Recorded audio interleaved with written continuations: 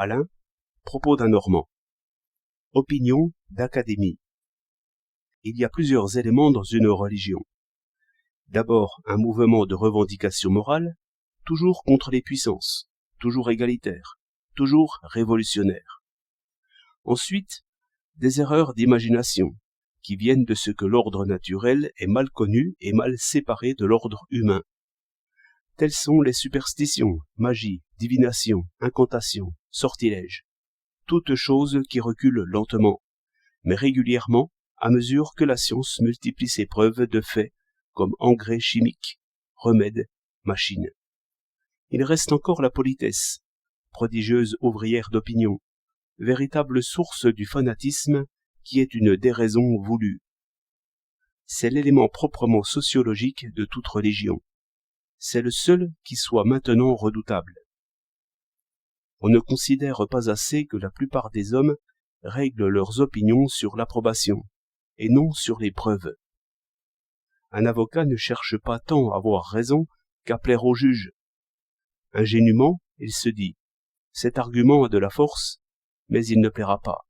Je connais le tribunal. » Les orateurs politiques raisonnent presque toujours ainsi. Les plus habiles sont ceux qui gouvernent dans l'orage des passions, reprenant habilement ce qui a déplu et amplifiant ce qui a été acclamé. Cet art de plaire donne richesse et puissance. Aussi est-il estimé et non pas méprisé. Le romancier, le dramaturge, le poète visent aussi à plaire et règlent leurs opinions sur le succès. L'Académie est juge suprême en cet art et juge très bien. Seulement, il faut reconnaître que tout homme est un peu académicien.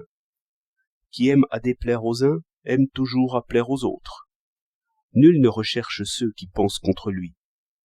Mes preuves me sont plus brillantes et plus plaisantes lorsqu'on les approuve. Et dans le fond, cela est naturel. Une théorie scientifique doit rallier finalement, et toute preuve vise toujours à convertir.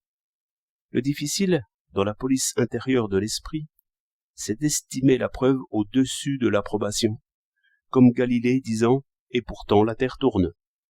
Communément, dès que l'art de plaire est la principale discipline, la politesse remplace les preuves. Chacun affirme en vue de plaire, et d'abord en vue de ne pas déplaire. D'où une opinion adorée. Mais alors, aussi, la contradiction blesse. Ainsi, celui qui a subi cette tyrannie d'opinion devient tyran à son tour. Si vous doutez seulement, vous lésez sa petite majesté, surtout si vos raisons ont une autre force qui révèle une autre dignité, bien difficile à comprimer tout à fait.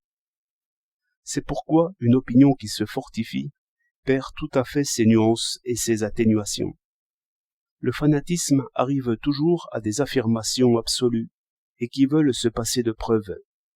La seule preuve reçue, alors, c'est le consentement. Et ce malheur, c'est que, dans les choses de la politique, une opinion qui s'étend par fanatisme finit par faire preuve en ce sens qu'elle fait arriver ce qu'elle annonce, par exemple une guerre ou, par un fanatisme dans l'autre camp, une révolte. En sorte que la persécution finit par avoir l'expérience pour elle.